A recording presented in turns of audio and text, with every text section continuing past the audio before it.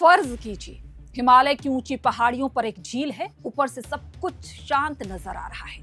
नीचे गांव हैं, सड़कें हैं, पुल हैं, बिजली परियोजनाएं हैं। लोग अपनी रोजमर्रा की जिंदगी में लगे हैं। लेकिन उसी झील को रोक कर रखने वाली बर्फ, चट्टान या मलबे की प्राकृतिक दीवार अगर अचानक टूट जाए तो ऊपर जमा पानी को नीचे आने में ज्यादा वक्त नहीं लगता। कुछ ही मिनटों में पानी के साथ पत्थर, मिट्टी, बर्फ और मलबे का ऐसा सैलाब उतर सकता है जिसके सामने रास्ते में आने वाली कोई भी चीज टिकना मुश्किल है। इसे ग्लेशियल लेक आउटबर्स्ट फ्लड यानी GLOF कहा जाता है। और नेपाल में 26 अगस्त की सुबह जो हुआ उसने एक बार फिर इस खतरे को सामने लाकर खड़ा कर दिया है। नेपाल के रसुआ जिले में भोटकोशी नदी के आसपास अचानक आई बाढ़ ने कुछ ही देर में भारी तबाही मचा दी। घर बह गए, सड़कें टूट गई, पुल मलबे में बदल गए, बिजली परियोजनाओं को नुकसान पहुंचा और बड़ी संख्या में लोग लापता हो गए। इस तबाही का असर सिर्फ नेपाल तक नहीं रहा, चीन के तिब्बत वाले हिस्से में भी नुकसान हुआ है। 27 अगस्त तक सामने आए रिपोर्टों के मुताबिक नेपाल और चीन में मिलाकर कम से कम 165 लोगों की मौत की पुष्टि हो गई है और करीब 1500 लोग अभी भी लापता बताए जा रहे हैं। रॉयटर्स के मुताबिक नेपाल में 826 लोग लापता हैं। इनमें 177 भारतीय और 63 अमेरिकी नागरिक भी शामिल हैं। चीन के तिब्बत क्षेत्र में 558 लोगों के लापता होने की जानकारी सामने आई है। लेकिन इस पूरी कहानी को सिर्फ मरने और लापता होने वाले लोगों की संख्या से समझना शायद काफी नहीं होगा। असली तस्वीर उस इलाके में जाकर समझ आती है जहां कुछ मिनटों में लोगों की पूरी जिंदगी बदल गई। नमस्कार, मेरा नाम प्रियंका मिश्रा है। एयर नाउ देख रहे हैं। सुबह करीब 8:30 बजे के आसपास अचानक पहाड़ से पानी और मलबा नीचे आया। शुरुआत में इस बात को लेकर अलग अलग आशंकाएं थी कि आखिर इतनी अचानक बाढ़ कैसे आ गई। शुरुआती आकलन और सैटेलाइट तस्वीरों में ग्लेशियर से जुड़े झील के अचानक फटने और पहाड़ी हिस्से के खिसकने की आशंका सामने आई। यानी ये सामान्य बारिश के बाद आई बाढ़ जैसी घटना नहीं थी। यहाँ खतरा ऊपर पहाड़ में तैयार हुआ और उसका असर नीचे नदी के आसपास बसे लोगों तक पहुंच गया। पानी के साथ सिर्फ पानी नहीं आया, उसके साथ चट्टानें थी, मिट्टी थी, बर्फ थी और भारी मात्रा में मलबा था।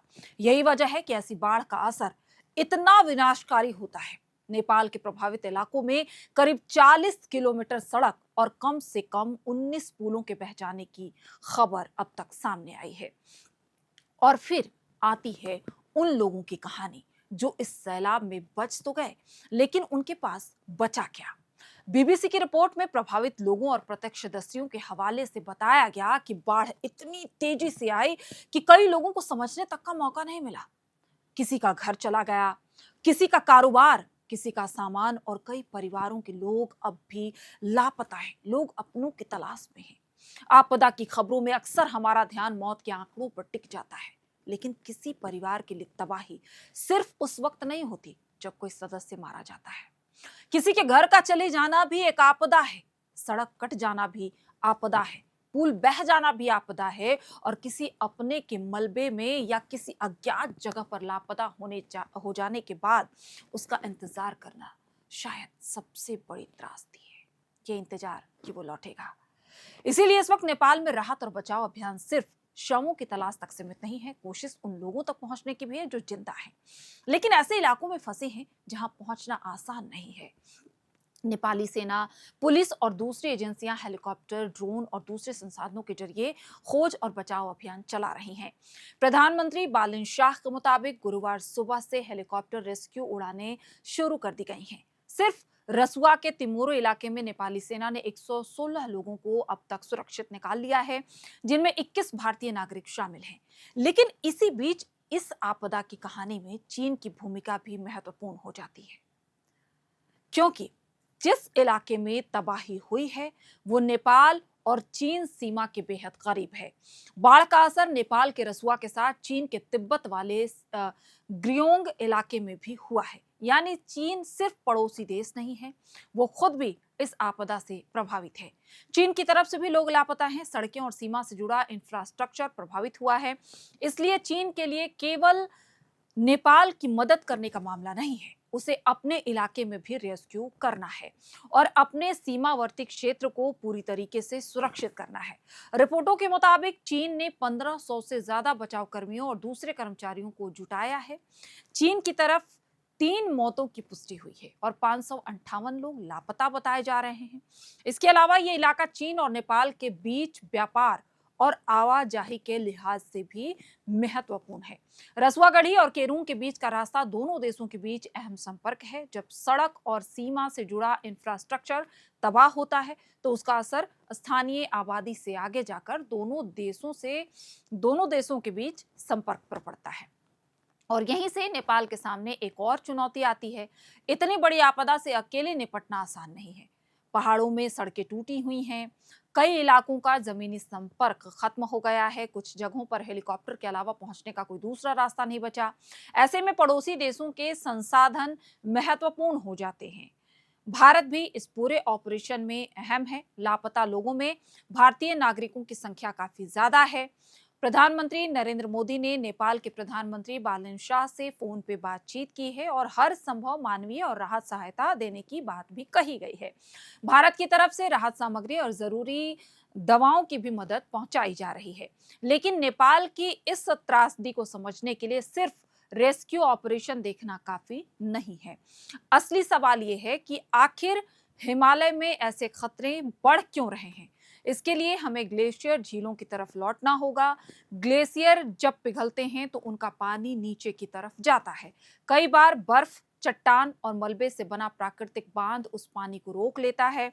धीरे धीरे वहां पानी जमा होता है और एक झील बन जाता है। जब तक ये प्राकृतिक बांध मजबूत है, झील सुरक्षित दिखती है। लेकिन अगर बांध कमजोर हुआ और टूट गया तो जमा पानी अचानक बाहर निकल सकता है। तो ऐसे में इस परिस्थिति से निकलना मुश्किल हो जाता है और यही ग्लोफ है। इस खतरे को बढ़ाने वाली सबसे बड़ी वजहों में बढ़ता तापमान शामिल है। तापमान बढ़ने से ग्लेशियर तेजी से पिघलते हैं। इससे नई झीलें बन सकती हैं और पहले से मौजूद झीलों का आकार बढ़ सकता है। और खतरा सिर्फ झील में जमा पानी का नहीं है। मान लीजिए किसी पहाड़ का बड़ा हिस्सा या बर्फ का भारी टुकड़ा झील में आकर गिर गया, इससे अचानक बड़ी लहर पैदा हो सकती है। प्राकृतिक बांध पर दबाव बढ़ सकता है और वो टूट सकता है। भारी बारिश भी इसी खतरे को बढ़ा सकती है। लगातार बारिश से झील का जलस्तर तेजी से बढ़ सकता है। इसके अलावा भूस्खलन, हिमस्खलन और कुछ इलाकों में मानवीय गतिविधियां भी पहाड़ी ढलानों की स्थिरता पर असर डाल सकती हैं और इसका खामियाजा ये हो सकता है। अब इसका संबंध भारत से समझिए। आईआईटी रोपर और सिडनी की यूनिवर्सिटी ऑफ टेक्नोलॉजी की एक स्टडी के मुताबिक हिमाचल प्रदेश में 1990 में 107 ग्लेशियर झीलें थीं। 2024 तक इनकी संख्या बढ़कर 669 हो गई, यानी 3 दशक से कुछ ज्यादा वक्त में करीब 525% तक की बढ़ोतरी हुई। इन 669 झीलों में से 88 को ग्लोफ के लिहाज से जोखिम वाली मानी गई। इसमें 9 बेहद ज्यादा जोखिम वाली हैं, 18 ज्यादा जोखिम वाली और 26 मध्य जोखिम वाली श्रेणी में रखी गई हैं। रिसर्चर्स ने ब्यास बेसिन की, हिमसू झील और सतलुज बेसिन की एक बेनाम झील को लेकर मॉडलिंग भी की है। अनुमान के मुताबिक हिमसू झील का प्राकृतिक बांध टूटने पर करीब 1385 क्यूबिक मीटर प्रति सेकंड पानी नीचे जा सकता है, यानी करीब 14 लाख लीटर पानी हर सेकंड। सतलुज बेसिन की झील के मामले में यह आंकड़ा करीब 3507 क्यूबिक मीटर प्रति सेकंड तक पहुंच सकता है, यानी लगभग 35 लाख लीटर पानी हर सेकंड। अब कल्पना कीजिए कि इतनी मात्रा में पानी पहाड़ से अचानक नीचे आए और उसके साथ पत्थर, मिट्टी, बर्फ और मलबा भी हो। यह सामान्य बाढ़ नहीं रह जाता है। यह अपने रास्ते में आने वाली चीजों को तोड़ती हुई लगातार आगे बढ़ने वाला आपदा बन जाती है। लेकिन सवाल है कि क्या इस खतरे को पहले से पहचाना जा सकता है? काफी हद तक हाँ।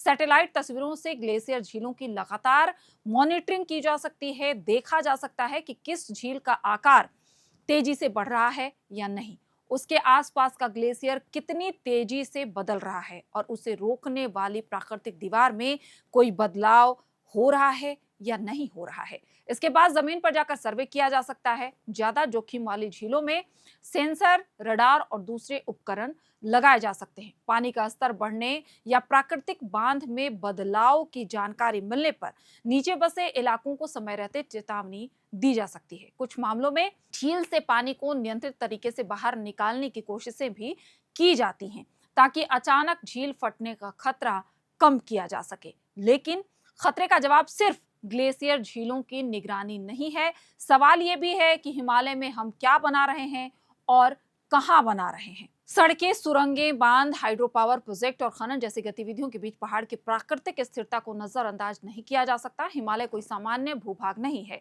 ये भूगर्भीय रूप से बेहद संवेदनशील इलाका है। अब नेपाल की बाढ़ से बिहार कनेक्शन समझिए। भोटकोसी नदी हिमालय से निकलती है और आगे सुनकोसी नदी तंत्र से जुड़ती है। नेपाल की नदियों का ये पूरा तंत्र आगे चलकर कोसी नदी प्रणाली से जुड़ता है। कोसी नेपाल से बिहार में प्रवेश करती है और आगे गंगा में मिलती है। यही वजह है कि नेपाल में हिमालयी नदियों में अचानक पानी बढ़ने पर बिहार में भी चिंता बढ़ जाती है। सुपौल, सहरसा, मधेपुरा और खगड़िया जैसे इलाके कोसी के असर वाले संवेदनशील इलाकों में आते हैं। बिहार ने 2008 में कोसी की भयावहता देखी है, जब नेपाल के कुसहा में तटबंध टूटने के बाद नदी ने अपना रास्ता बदल लिया था और बड़े इलाके में तबाही मची थी। लेकिन यहाँ फर्क समझना जरूरी है। नेपाल में इस बार जो हुआ है उसे सीधे 2008 की कोसी बाढ़ जैसा कहना सही नहीं होगा। इस समय नदी ने अपना रास्ता नहीं बदला है, इसलिए मौजूदा चिंता मुख्य रूप से अचानक बढ़ने वाली पानी और उससे जुड़े दबाव को लेकर है। इसी वजह से बिहार में प्रशासन ने अलर्ट जारी कर दिया है। पश्चिमी चंपारण के गंडक बैराज के सभी 36 गेट खोल दिए गए हैं और पश्चिमी चंपारण, पूर्वी चंपारण, गोपालगंज, सारण, मुजफ्फरपुर, वैशाली, सीतामढ़ी और शिवहर जैसे जिलों में निगरानी बढ़ा दी गई है, अलर्ट जारी कर दिए गए हैं। लेकिन कहानी का सबसे बड़ा सवाल अभी भी बाकी है। क्या हम हर बार आपदा आने के बाद ही रेस्क्यू टीम भेजेंगे या उस खतरे को तब पहचानेंगे जब वो अभी से पहाड़ के ऊपर है? क्योंकि हिमालय में खतरा हमेशा बादल के नीचे नहीं होता। कई बार वो कई किलोमीटर ऊपर एक झील में जमा पानी के रूप में तैयार होता है, जैसा कि हमने आपको पीछे बताया। ग्लेशियर पिघल रहा है, झील बढ़ रही है, प्राकृतिक बांध कमजोर हो रहा है, नीचे गांव अपनी जगह पर है, सड़कें अपनी जगह पर हैं, पुल और बिजली परियोजनाएं भी अपनी जगह पर हैं। फिर एक दिन वो बांध टूटता है और ऊपर जमा पानी नीचे आने में शायद उतना वक्त नहीं लेता जितना किसी इंसान को ये समझने में लगता है कि आखिर हुआ क्या है। नेपाल की त्रासदी इसलिए सिर्फ नेपाल की खबर नहीं है, ये पूरे हिमालय के लिए चेतावनी है, क्योंकि वो पहाड़ भारत में भी है। उन्हीं पहाड़ों से निकलने वाली नदियां बिहार और दूसरे राज्यों तक आती हैं और पहाड़ों में होने वाला बदलाव नीचे मैदानों में रहने वाले करोड़ों लोगों की जिंदगी को प्रभावित कर सकता है। इसलिए सवाल ये नहीं है कि अगली ग्रोथ कब आएगी, सवाल ये है कि जब अगली झील का पानी बढ़ना शुरू होगा तब क्या हमें उसका पता पहले चल पाएगा? क्या नीचे बसे लोगों तक चेतावनी पहले पहुंच पाएगी? क्या हमारे पास उसे सुरक्षित जगह तक पहुंचाने का वक्त मिल पाएगा? क्योंकि बाढ़ आने के बाद राहत और बचाव जरूरी है, लेकिन असली बचाव उस वक्त शुरू होता है जब खतरा अभी पहाड़ की चोटी पर मौजूद होता है। फिलहाल इस तमाम जो खबरें आ रही हैं नेपाल की बाढ़ में, उससे क्या कुछ अपडेट निकल कर आता है वो हम अपने चैनल पर आप सभी तमाम दर्शकों को जरूर देंगे। इस तमाम अपडेट के लिए बने रहिए अर्नव के साथ। आप सभी का बहुत बहुत शुक्रिया। FRP pressure vessels are made using fiber reinforced plastic, a powerful combination of high strength glass fibers and corrosion resistant resin. At Duraplast, we manufacture these vessels using advanced filament winding technology. Layer by layer, resin coated glass fibers are precisely wound over a rotating mold, creating a structure that is lightweight, high strength, and built to handle pressure. The result? Superior corrosion resistance, longer lifespan, lower maintenance costs for industries that demand performance without compromise. For customized FRP pressure vessel solutions,